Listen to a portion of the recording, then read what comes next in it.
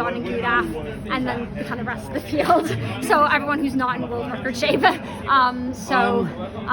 was kind of the plan, that if the pace was going to be that fast, to kind of hang back and be a bit more patient and kind of try to go for that, you know, like the best of the rest type race. So that's what I ended up doing, you know, 300 to go. I'm trying to, you know, not be so married to like going in a specific place type thing, if that makes sense. So what do you mean?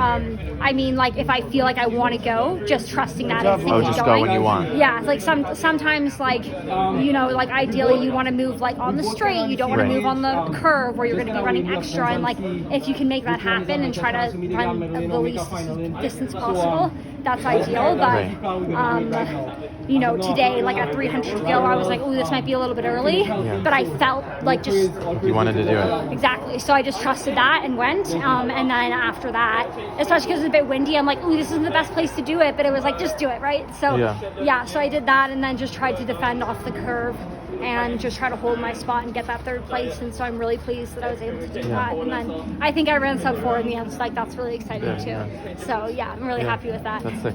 What made you like want to, like, why did you feel compelled to move then? I don't know, it's just like, it's just a feeling. Yeah, it's just an instinct, right? So when you're younger, sometimes you have to learn, you know, not to get carried away when you have that instinct, but you know, like not to be too rash. But the past couple of races I've done, you know, world indoors, I had that instinct a lot of times and I didn't listen to it.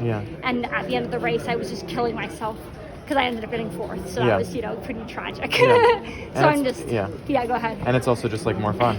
Yeah, totally. Yeah. Especially when you're like older and like stronger. Totally. Yeah, especially like 300 to go. You know, when I was younger, 300 might seem like a long way to go, but as you get stronger, it's like you can trust your body to, you know, just try, right? Because then you have no regrets if you end up tying up. At least you tried. That's awesome. And I guess my final question is just like, what are your goals for the rest of the season, if you were to name a big goal? Yeah, I mean, I want to come back here in July in this kit and, you know, try my best to get on that podium, right? Like, that's what I'm going to be fighting for. That's what I'm going to be training for.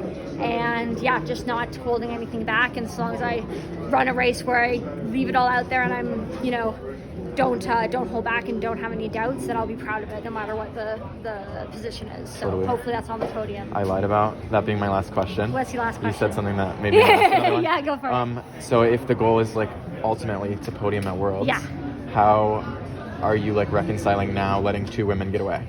Oh yeah, well I mean like it's like fine for now, but in a couple months it's not gonna exactly. Have to, like I've only done. That's a good question. Well, first of all, it's kind of like you have to strike the balance between having respect for your competitors and also not having too much respect that you can't believe that you can beat them, if that makes sense, or you believe that you can still beat them. But at the same time, Faith Kipyegon is probably the best 1500 meter runner this sport has ever seen.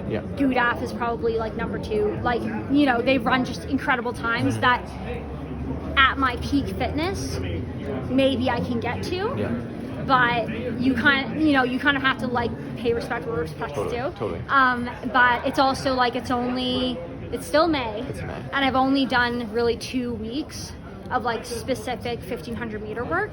I've been doing like a lot of strength work, a lot of like 3K, 5K work, and still hitting on that kind of 15 pace here and there, but not having like pure 1500 meter workouts. I've only been doing that for 2 weeks, so I don't know what they're doing. They might be doing the same thing, in which case that's terrifying. But you know, I still have like a lot of room to grow.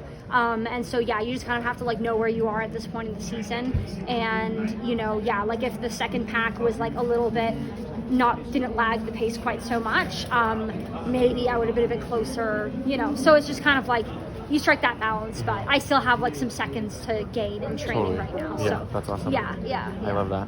I'm gonna ask one more question. I'm sorry. Are you happy with your new training situation? Yes, I'm thrilled with it. Yeah, I'm really excited. Like, I've been feeling the best that I have felt in a long time. The anxiety's way down. I'm feeling really happy. Training's going really well, and I'm really pleased with how I'm feeling. So it's a big relief, and it's a lot of fun to be having fun again. Like I just think like Trent's like a very, very smart coach. Like it's great to be part of the UVic crew. They're such a great crew to be around. Super fun to be back in Canada, and having the guidance of Hillary, who I used to compete against as well, is really great. So yeah, I'm happy with it. Love that. Yeah, thank you. Kind of touched you. How does it feel to? Sorry. Yeah, you're like I took my time. How does it feel to be competing in the Team Canada singlet? Great, today, I love moving it. Back home. Yeah, and, true. To be back for Worlds, all kind of coming together. I don't know. I was Canadian here. Oh, Excited awesome. to see you competing in the singlet. So is that all kind of coming together for you? Yeah, it's really fun. I was happy when, it's funny because I arrived at the Mead Hotel and one of the Nike reps came to me and said, "We want you in the Canada singlet." And I'm like, "Cool." Yeah. I didn't bring it. And they're like, "We'll get you. Because I just had my regular team kit.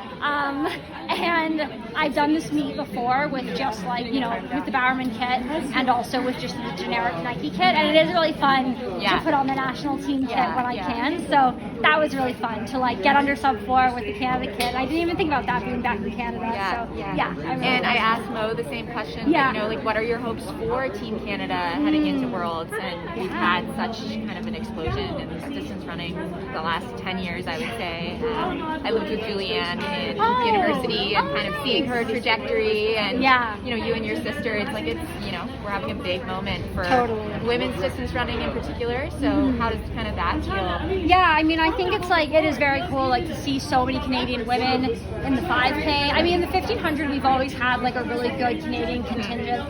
Hillary Stellingwerf was at the top of her game for a long time. So I've always had role models in the 1500 when I was younger in Canada. But starting with Jess O'Connell, the 5K, I mean, there was Courtney Babcock too. So it's there were women. I'm not saying there weren't women in the 5K, but there was kind of a gap for a little bit where women were really getting close to 15 minutes.